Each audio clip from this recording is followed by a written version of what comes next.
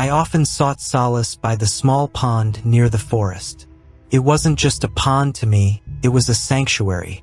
The water, clear as glass, always reflected the surrounding trees and sky so perfectly that it felt like looking into a hidden world. The stillness of the place calmed the storm of my thoughts. Here, the chirping birds and the soft rustle of leaves could muffle even the loudest voices in my head. That evening, I sat on the mossy bank, my fingers idly tracing circles in the dirt. The sun was setting, casting long shadows across the water. The forest seemed alive but quiet, holding its breath. I was reflecting on how different life had become, how complicated. The pressures of work, strained friendships, the gnawing emptiness I couldn't quite explain. This spot was my escape, the only place where I felt truly myself. The pond was mesmerizing. You could see the pebbles at the bottom, the tiny ripples where insects danced across the surface. Leaning forward, I gazed at my reflection, marveling at how still the water was. It perfectly captured my face, the way my dark eyes stared back, the slight furrow in my brow. I exhaled deeply, wishing I could smooth out not just my reflection, but the weight pressing on my chest. And then it happened. The reflection shifted. Not much, just the subtlest change. A twitch of the lips, a narrowing of the eyes. I blinked, leaning closer.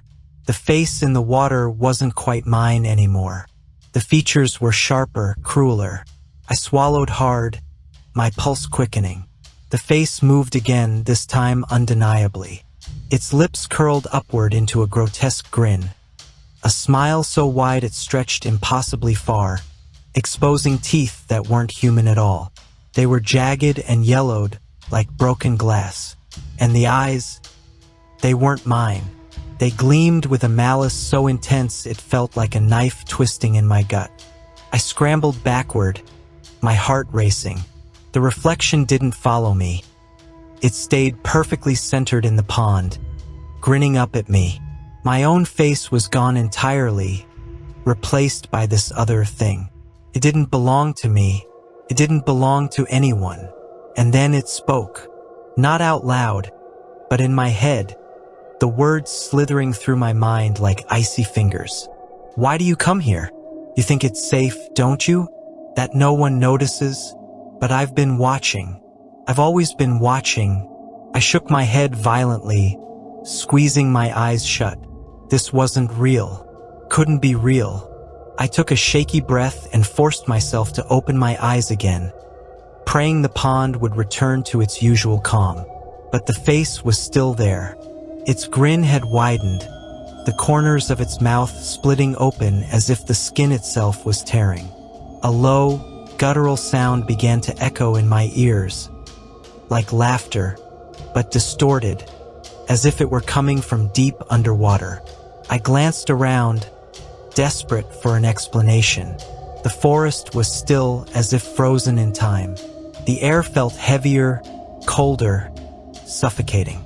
I could hear my own heartbeat pounding in my ears, drowning out everything else. The face in the pond didn't move from its spot, but I swear I felt it leaning closer, as if it could somehow reach through the water and grab me. And then the voice came again, louder this time. You can't leave now. Not when you've seen me. Not when I've seen you. Panic surged through me. I stumbled to my feet, my breath coming in ragged gasps. I wanted to run, to put as much distance as possible between me and this cursed place.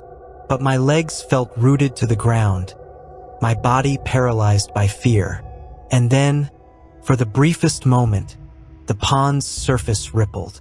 The evil grin faltered, replaced by something else, an expression of pure, seething rage. The face tilted to the side, its eyes locking onto mine with an intensity that made my skin crawl. It whispered one final word. Run. I didn't stop running until I was well away from the forest.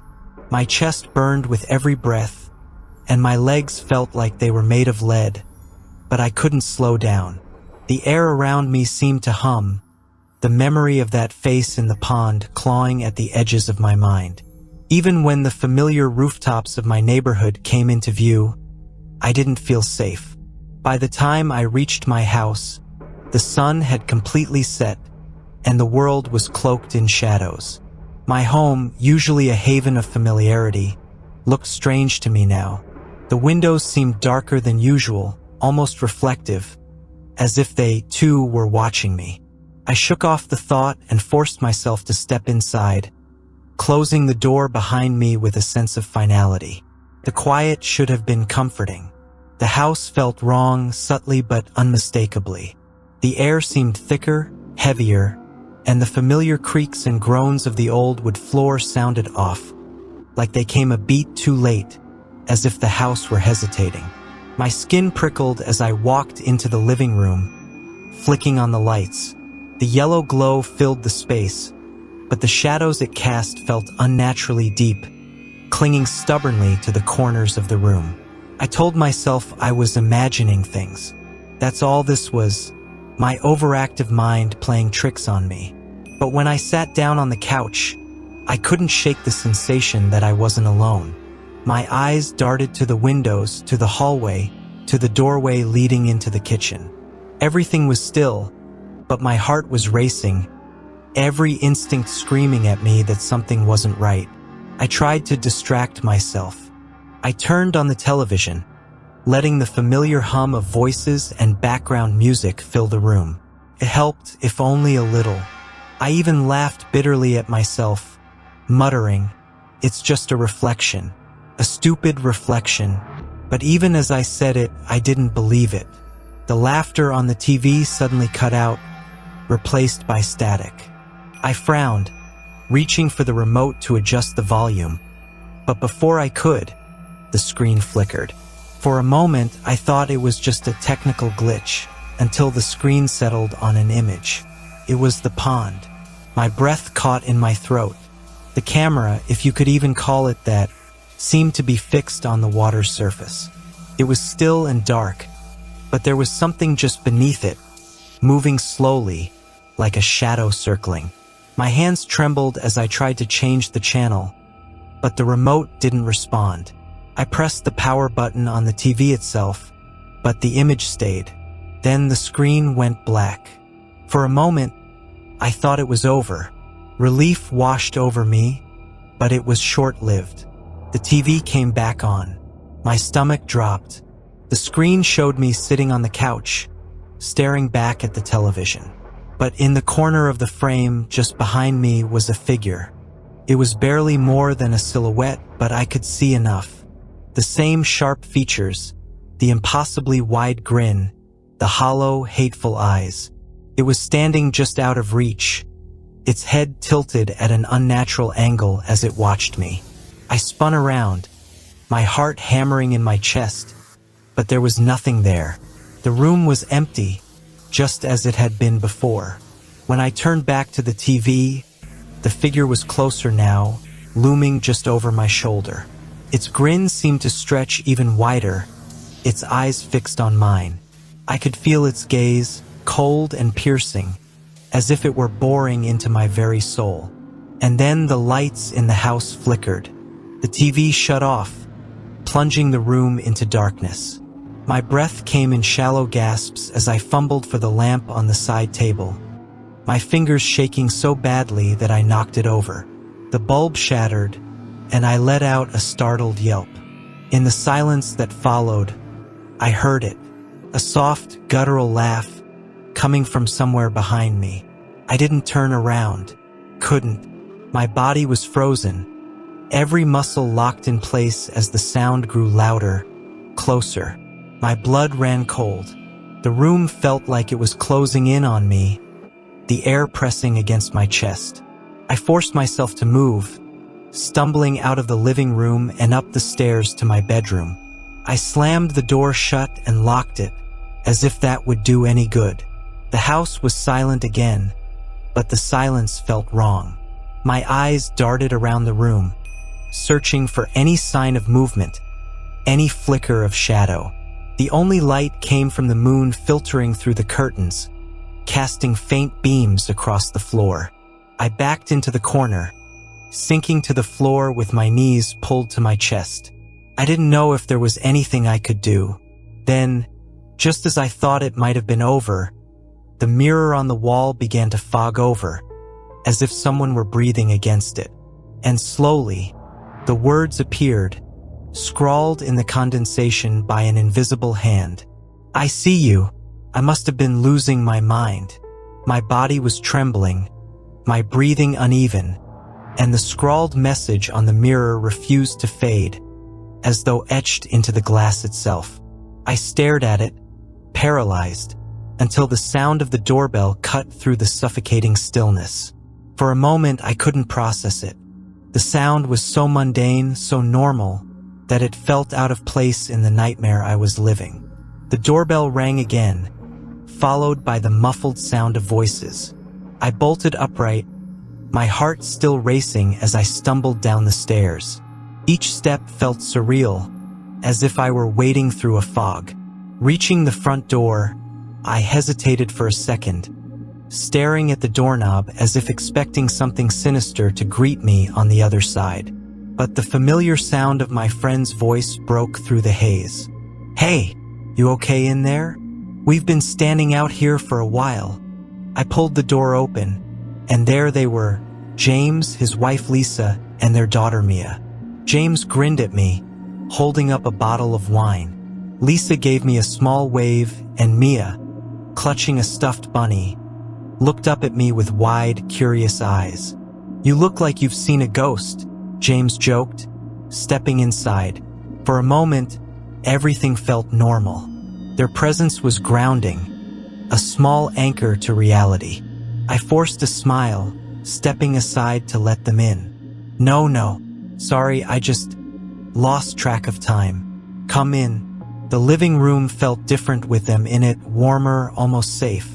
James busied himself setting up the wine glasses while Lisa took a seat on the couch with Mia, chatting about how much Mia had been looking forward to this visit. I tried to join in, but my mind was elsewhere, replaying the events at the pond and the TV, the face in the mirror. I kept glancing around the room, half expecting the lights to flicker or the temperature to drop. For a while, it seemed quiet. The house almost felt like its old self again, filled with the sound of laughter and casual conversation. I clung to it, hoping that maybe whatever I had seen, whatever had followed me, was gone. But then, little things started to happen. It began subtly. Mia, who had been playing on the floor with her bunny, suddenly froze, her small face paling. She turned her head toward the hallway leading to the kitchen and stared, her eyes wide and unblinking. "What's wrong, sweetheart?" Lisa asked, kneeling beside her. Mia didn't respond. She just pointed toward the darkened hallway, her tiny hand trembling. "There's someone standing there," she whispered. My stomach dropped. I turned toward the hallway, but it was empty. The shadows seemed deeper than usual, but there was nothing there. "Probably just the coat rack," I said, though my voice sounded hollow. Lisa smiled nervously and coaxed Mia back to her toys, but the atmosphere had changed. James, ever the skeptic, shrugged it off and poured another glass of wine. "Kids have wild imaginations," he said with a chuckle, though his eyes darted toward the hallway more than once. The next incident was harder to ignore. As we sat at the dining table, finishing dinner, the lights flickered. It wasn't a simple flicker. This was a full, stuttering pulse that seemed to sap the air from the room. Lisa clutched James's arm, her face pale. "Is that normal?" she asked. "No," I said before I could stop myself. James frowned. "Old wiring, maybe?" But before he could finish, the chandelier above us began to sway gently, as if an unseen hand were nudging it. The motion was slow at first, then grew more pronounced, the glass crystals clinking together like eerie wind chimes.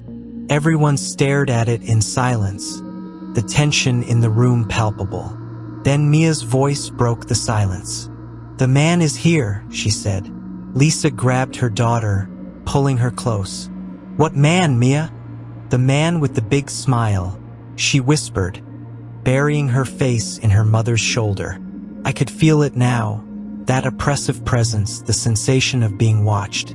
It was here, making itself known. James stood abruptly, his chair scraping against the floor. "Okay, what the hell is going on?" he demanded, his voice shaky.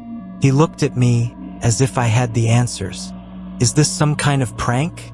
The wine bottle on the table tipped over, spilling its contents in a slow, deliberate motion. Lisa screamed. James looked at me, his face pale. "What is this?" I didn't have an answer. All I could do was stand there, frozen, as the temperature in the room plummeted. After James and Lisa grabbed Mia, we huddled in the basement. It was the only place that felt safe, or at least out of sight. The air down there was damp and stale, but it was quiet, muffling the oppressive feeling that had taken over the house.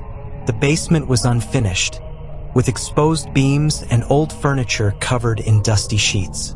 A single overhead bulb cast a dim, flickering light, throwing long shadows against the walls. The little girl had stopped crying but stared blankly at the floor, her stuffed bunny clutched tightly in her small hands. James paced back and forth, his face pale and drawn, occasionally muttering curses under his breath. "What the hell is going on?" he finally snapped, stopping to glare at me. This isn't normal. What's happening in your house? What was that thing?" I didn't have an answer. I was shaking too badly to form coherent thoughts, let alone explain what had happened. My mind kept replaying the face in the pond, the voice, the message on the mirror. Every detail felt like it was carving itself deeper into my memory.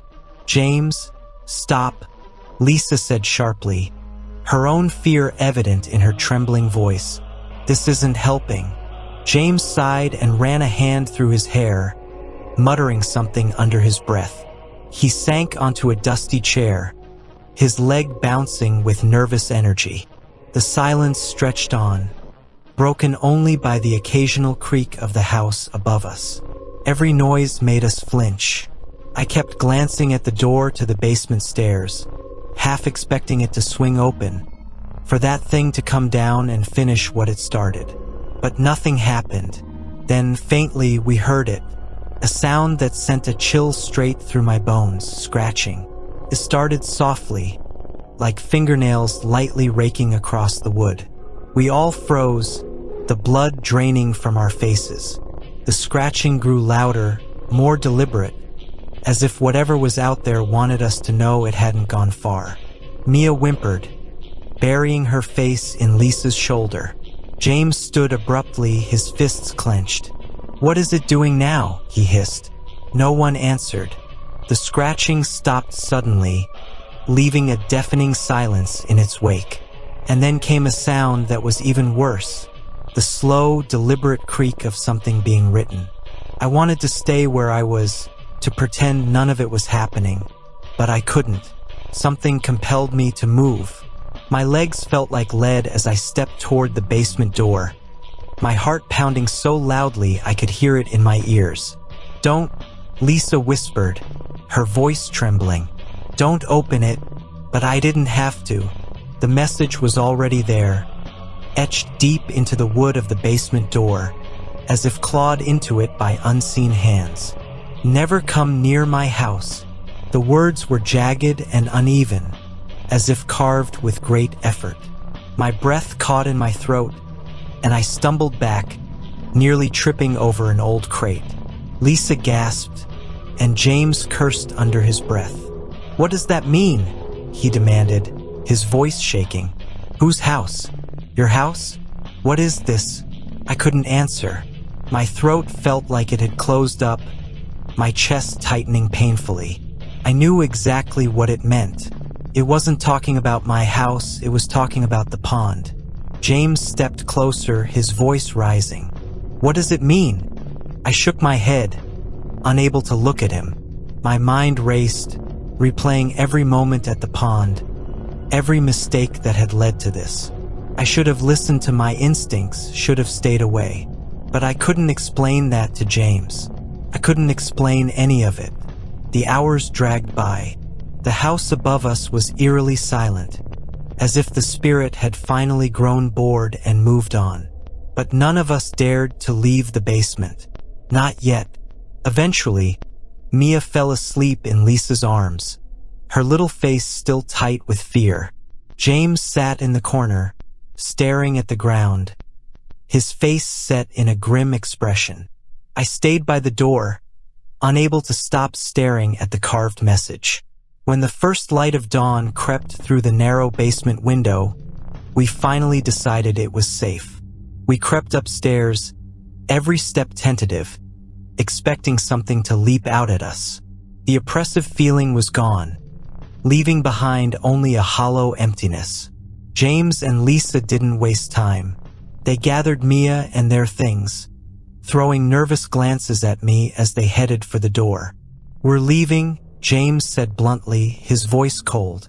"Whatever's in this house, it's not normal. It's not safe." I nodded, though I didn't say anything. What could I say?